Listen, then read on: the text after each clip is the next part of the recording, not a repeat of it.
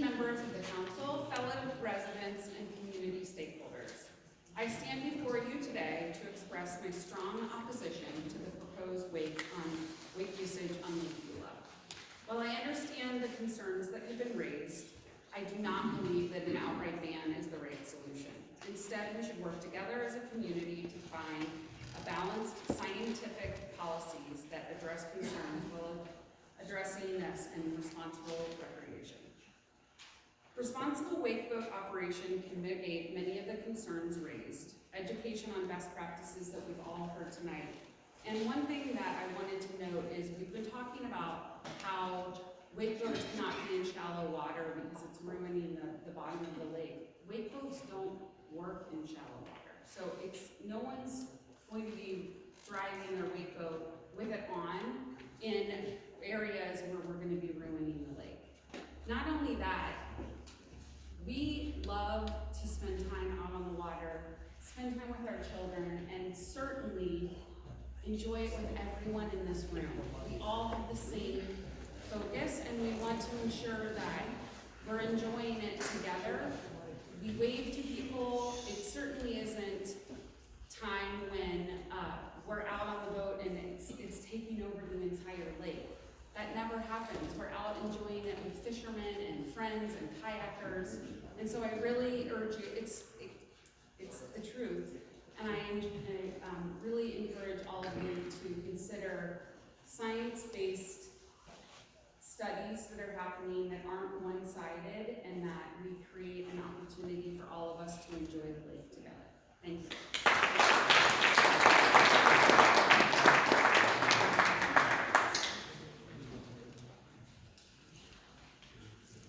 Good evening. Thank you for giving me the opportunity to speak tonight. My name is Jessica Jones and I own property at West 2280 West Bay Road. I was lucky enough to grow up on the lake, and now I'm raising the third generation of lake lovers with my husband and our two young boys. My parents live on the lake, my brother and his family live out here, and we bought a cottage of our own. The lake has always been more than just the water. It's where we connect, where we celebrate, and make memories. We own a wakeboat, and I remember when we first bought it, we taught our older son to learn how to wake surf. We went out on a quiet night, and neighbors cheered from their pier, other boaters clapped as we cruised by, and that evening when we stopped at dockside, we were met with high fives. He was so proud. It wasn't just the sport, it was the community. That's what makes this so hard, because now that community feels divided. We have fished, skied, wakeboarded, jet skied, sailed on this lake. The attraction to wake surf is the low impact of the sport. You're not throwing your 5-year-old in the water and trying to drag them around at 20 miles per hour. Instead, they're right off the back of the boat going at slower speeds, which allows for softer falls which are good for all, young and old. I understand the concerns have been raised about wakeboats, but I respectfully urge you not to outright ban them. Let's base decisions on facts. Right now, there's no scientific evidence specific to Lake Beulah showing that wakeboats are causing harm. In fact, the data we have from the DNR states the lake is healthy. As a local real estate agent, I've had the joy of helping many families buy and sell homes on this lake. People have made significant investments in the properties and their boats. Lakefront properties are an integral part of our town's economy, and a ban could reduce the appeal of lakefront homes, potentially lowering property values for all residents. This is not something any of us should take lightly. There has been confusion. 40% of lake owners don't live here full-time if they pay taxes. Are their voices being represented? The scheduling of these meetings, one was on the coldest day of the year during spring break, and now midweek Tuesday, a holiday week, has made it harder for everyone to be heard. It's all about the lakes, or the other lakes in this community as well. Potters and Booth have we heard from those voices. We've also done our part to be good stewards of this shared resource. We avoid busy times. We operate only in deep water. We self-regulate because we care, not because someone told us to. We've taught our children that this lake deserves our respect, and I truly believe that connection leads to protection. Wake surfing gives young and families and people a unique way to connect with the lake, and that generation is going to be the next passionate caretakers for our lake. We all have one thing in common. We all care about this lake, and we want to preserve it for generations to come. That's why I'm asking the board, please do not pass a ban. Instead, let's pursue education, responsible use, and further scientific study, not a knee-jerk restriction. The lake brings people together. Let's not let fear and frustration pull us apart. Thank you.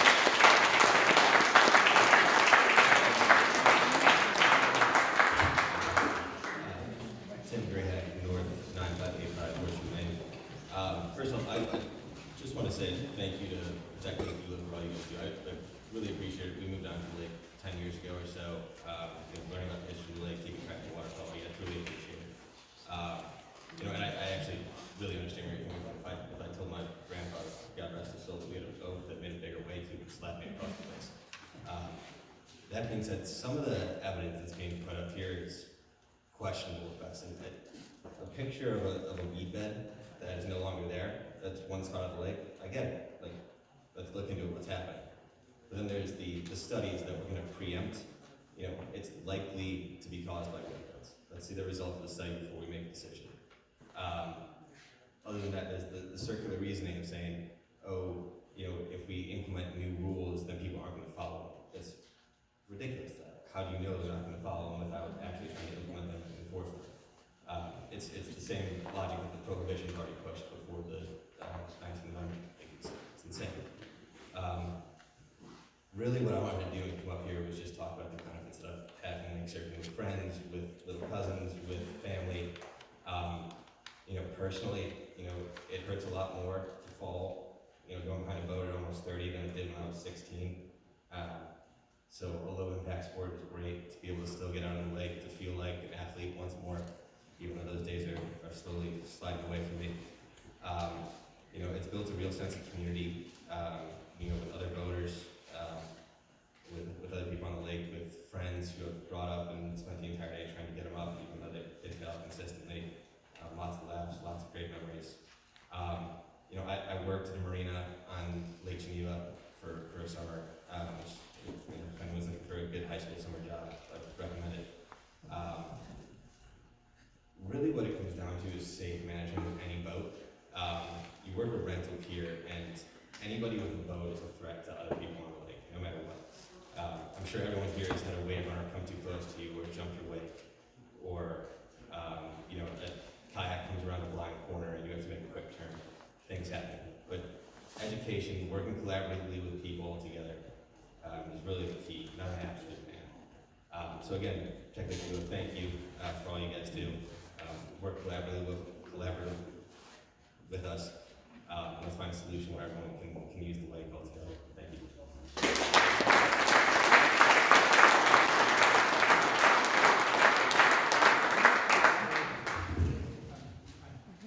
John Grady, N9585 Horseshoe Road. That was my son. So I just want to comment a little bit. Actually, where you said don't repeat what everybody else has said. You can go now. We covered it. But,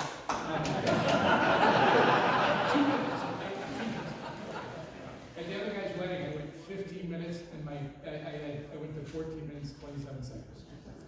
Anyway, I've grown up on the lake my whole life. I'm a fisherman, obviously not a wake surfer, because that would be dangerous for everyone involved. But I do remember in Ontario when the first time we saw wave runners go by, actually they were probably jet skis or something, and my father and mother thought that this was the end of the world. Okay, we now have 2 wave runners, which we've named Jack and Betty after them, so it's kind of funny. The wake surfing group that I've seen are responsible young people. And I think the concept that if we make a rule, they won't follow it just because that's who they are, is not quite fair. It's not fair. That's not how we make rules. We make rules for people to follow them. We've got this boat driving around, and several of the kids who've been at our house have met.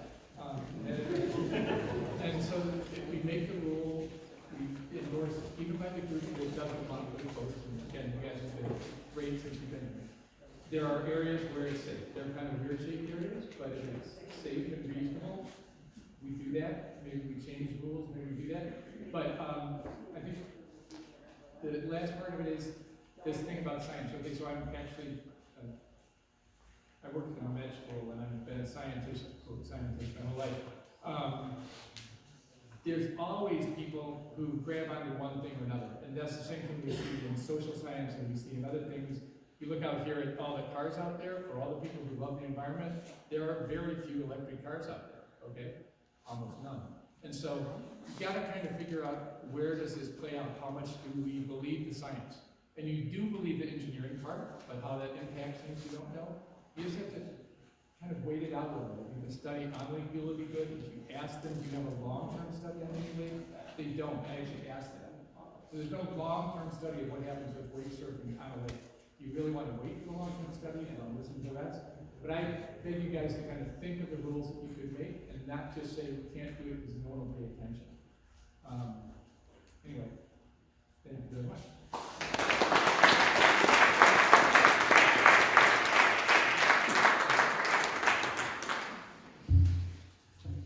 My name is Ed Janam. I live at 9035 403rd, and I actually live on Powers Lake in Kenosha County, just south of here.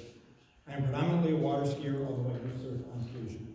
In 2023, a group of residents approached the District of Powers Lake in the town of Randall requesting a wake surfing ban on Powers Lake. The District of Powers Lake instituted a recommended surf pattern that moved surf boats into the middle of the lake, and no ordinance was passed at that time. New signage was added to both boat landings, and the recommended pattern was publicized on the district website and the district newsletter. The Powers Lake Wake Surf Club was formed and began self-policing the recommended pattern through email communication and lake monitoring, and the pattern has been adhered to. At the 2024 district annual meeting, the only public comment about wake surfing was a resident who indicated he was sure that the new pattern would not work and that a ban was the only solution. He admitted he was wrong and was amazed that there had been no issues involving wake surfing over the past year. The chief of the town of Randall Water Patrol was also at the meeting, and he confirmed that there had been no negative issues concerning wake boats in the past year. The Powers Lake Wake Surf Club monitored, we have a large yacht club and sailing regattas every weekend. They monitored sailing regattas throughout 23 and 24 and found 0 interactions between surf boats and sailboats during regattas, which occur every Saturday and Sunday throughout the summer. The Wake Surf Club also then asked members to avoid surfing during the regattas to give the sailboats a chance to use the water. Again, not a regulation, not even a recommendation from the district, we just did it on our own. We're the only type of boat on the lake that does this, and if you've ever been stuck in the middle of a sailing regatta and power boat, you understand how difficult it is to navigate through all of those sailboats. Our improved communication with the yacht club has led them to reach out to the surf club when races have been canceled to let us know that we can surf here in race times because they won't be out there.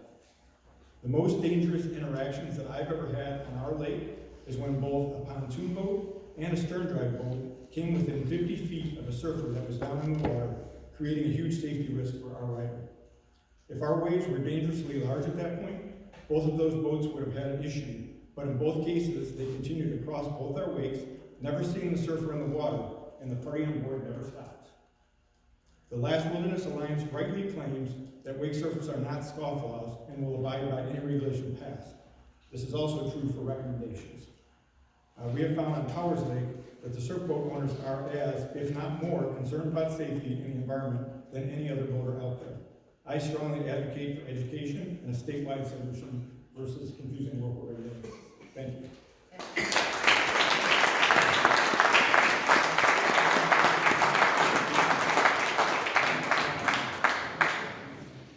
Ray Fisher, 2035 West Beulah Heights Road.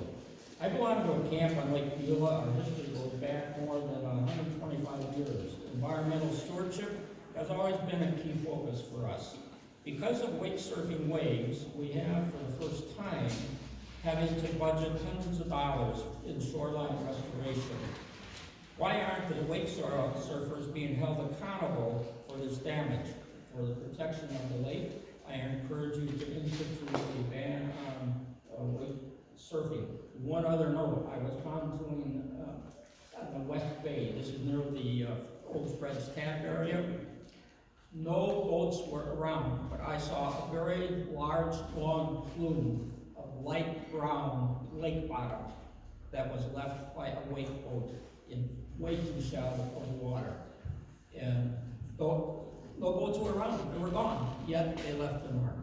Thank you.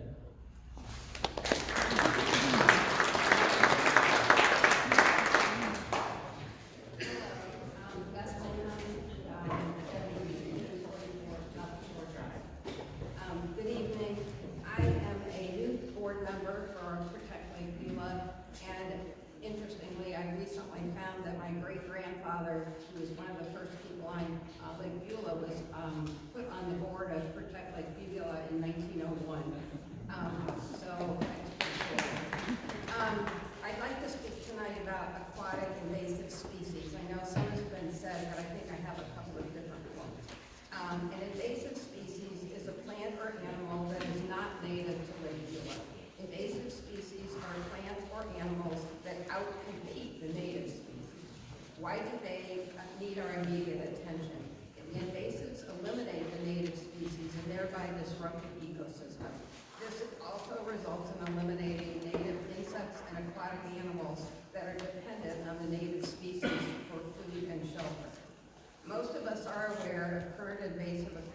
plants such as Eurasian milfoil because we can see them in Lake Beulah.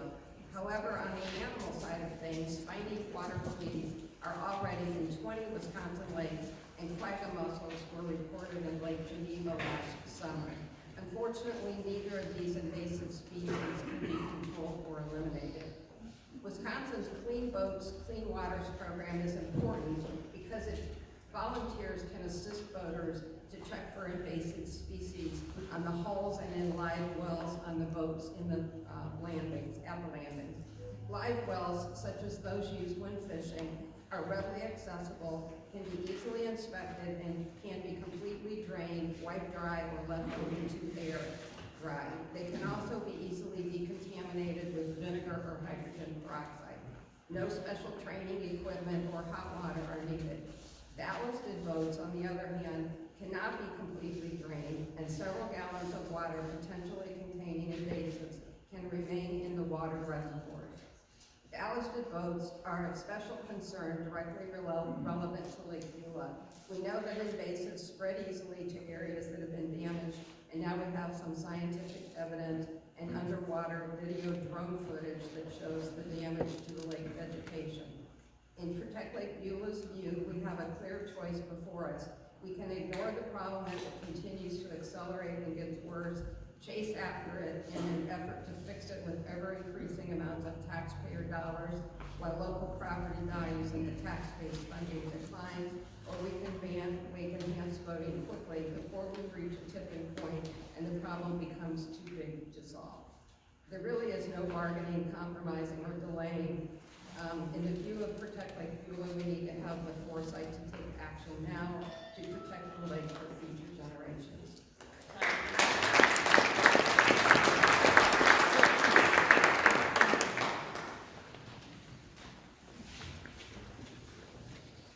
Rob Siegel, North 8778 Wilmers Point Lane. I'm here in support of wake surfing, not a ban on wake surfing. I would like to propose owning our own wakes to save our lakes, calling for education, not prohibition. We stand today at a crossroads in how we enjoy and protect the precious waters of our lake. We are faced with a debate about wake-enhanced sports and their impact, a debate fueled by passionate concerns and admittedly inconclusive scientific evidence. In this moment, I stand firmly against the path of outright bans and instead advocate for a powerful and sustainable solution, educating voters to own our wakes and save our lakes. History teaches us that bans often breed resentment and circumvention rather than genuine change. They can divide our community and create an adversarial environment where cooperation and shared responsibility are undermined. Instead of fostering a sense of ownership and collective action, the mere thought of this ban has led us already to an us versus them mentality. It's currently hindering our ability to find solutions.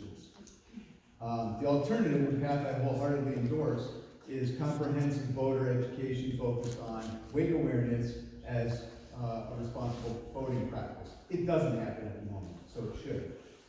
We can empower every voter with knowledge and skills to understand the impact of their wake and actively mitigate potential negative effects dynamically as it's happening. This education should encompass a few key areas: understanding wake dynamics, identifying sensitive areas, implementing best practices, promoting respectful voting cultures. The educational approach offers several significant advantages. It is inclusive.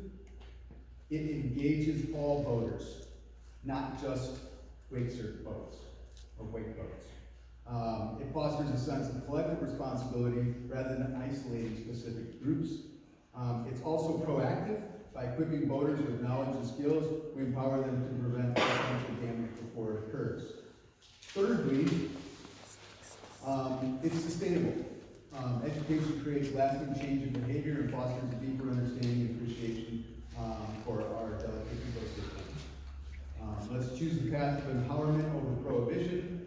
Let's invest in educating our voting community to own our wake, to save our lake. By fostering a culture of awareness and responsibility, we can ensure that our lake remains a vibrant and healthy resource for generations to come, enjoyed by all in a sustainable and harmonious way. Thanks.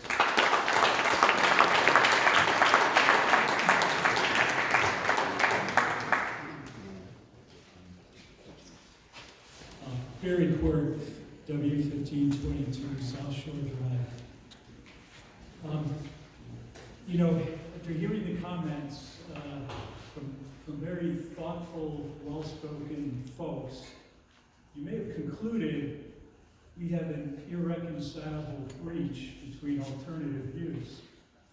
And it is a little discouraging to see the ballots cast before most of those comments were made. Unfortunate as it is, I think we have a road to a solution. So I want to capture your attention just for a moment, because I think you voted strenuously for this solution, and it's in our midst.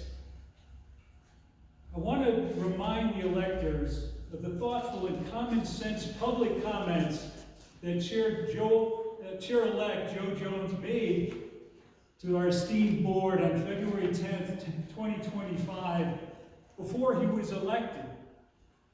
In his comments, Joe made a recommendation to the board as to how to approach the wake enhanced boat issue. Joe's recommendation aligned with choice number 2 on the advisory ballot tonight. I'm going to quote from some of his comments, and I'll be brief. Quote, "The role of the town board is to be a catalyst to bring all sides together on any controversial topic and force them to drive to a mutually agreeable solution for all if possible. It's not always possible, I understand that. If they cannot reach mutual resolution on their own, then the board could help facilitate the process. A committee is a great idea, a way to tackle these challenging topics, and I'm suggesting the board use this tool to handle this difficult situation. I advocated for a public hearing last month, but I'm going one step further. I feel strongly that the board should establish a committee to study the damage to lake bottoms, excessive waves, general water safety, and general enforcement for all types of watercraft.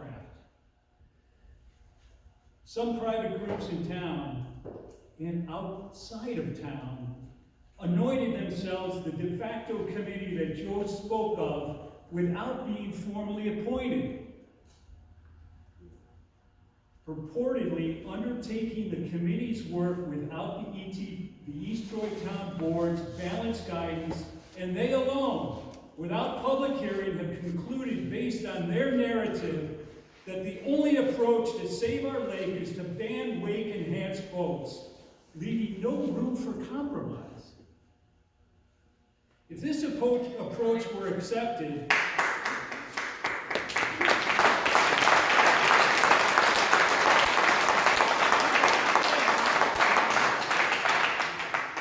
Mary Quirk, 1522 South Shore Drive. Thanks to Joe, and thank you, Town Board, for spending a long evening together.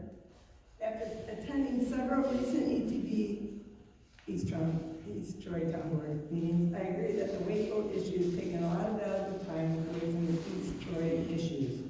When I first heard about the private interest group pushing for a ban, it reminded me of the Mill Lake proposed ordinance in 2018. If I remember correctly, on March 15, 2018, the former ETB chairman sent a draft wake boat ordinance to the DNR that would prohibit wake-enhanced boats on Mill Lake. Ultimately, this issue is resolved not through enacting a new wake boat ordinance, but rather by properly placing buoys on Mill Lake, distributing educational pamphlets at the boat launch and town hall office, and the Water Patrol was asked to enforce existing boating ordinances. Education rather than regulation solved the issue. I look back at an article Heidi Bunk had sent me during that whole thing from the North American Lake Society from 2017. The article said, there are a number of best practices that low-speed boaters and lake residents can take to lessen their impact. No one action can save a lake. Rather, improved lake management could involve many different practices. That made me think, what boating practice has our lake management district implemented to improve Lake Beulah for all lake recreationalists? Lake Beulah Management is an elected group that can advise the town board on best boating practice. However, the LBMD has now aligned with a private interest group to support a complete ban on wake-enhanced boats. LBMD has not tried to meaningfully collaborate with any other group other than the private group advocating for a wake-enhanced boat ban. Collaboration isn't staking out a no compromises position when it's clear that there are alternate practical solutions. Collaboration involves all parties actively working together to find a mutually satisfactory solution that addresses everyone's core concerns. Collaboration is consistent with our shared responsibility and stewardship for Lake Beulah. LBMD has not done this. I again propose that we as a lake community collaboratively come up with best practices, educational pamphlet, video, social media campaigns, signage at boat launch to educate all Lake Beulah water sports enthusiasts. And there's a couple.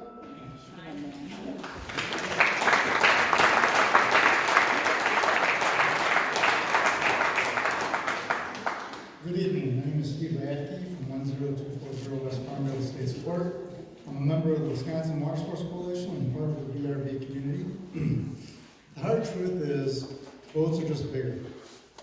And we need to take that into consideration that all boats are contributing to rough water. New stern drives and tri-tunes are now hitting 4,000 to 5,000 pounds dry weight.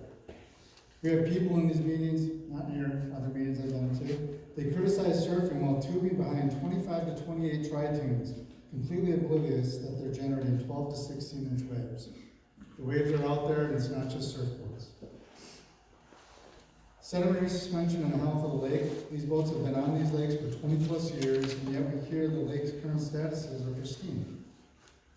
There are, in fact, two separate studies assessing wakeboard surfing and resuspension that looked at multiple depths, multiple boats, multiple locations in the lake, tested for multiple factors like suspended solids, phosphorus, dissolved oxygen, with one hand an actual diver for visual confirmation. Quantitative data. The result, at a depth of 15 feet, no variation from the data after wake surfing in the exact area, and the diver did not witness any sediment movement. So they tested the area the boats passed, right after the boats passed, and the results show no variation. Yet we keep hearing arguments that these beds are being blown out at 22 feet. Each lake is unique, but these exact same identical tactics and claims are being used at Big Cedar Lake, a 900-acre lake with over 40 wake boats on it. Big Cedar Lake just received its vegetation study from SewerPack, a 100-page study. Highlights include the biodiversity unchanged from 2018 to 2023. Its FQI score increased, which means it supports species that are more sensitive to ecological disturbances. Aquatic plants increased in depth from 22 to 27 feet. Species richness is higher than average for southeast Wisconsin. So even with 40 plus wake boats, their lake health has improved on many of the levels. The question is, does Lake Beulah have the same understanding of its real lake health? Several towns have actually gone down the path, and just in the last month, Elkhart Lake, Milwaukee Lake, Cedar Lake, Chain Lakes near New Clare, Rock Lake, and just last night, St. Germain, with 5 different lake districts, have all opted to not move forward with any bans or ordinances. They all are working towards collaboration and education as the direction that these towns want to be working towards. Thank you.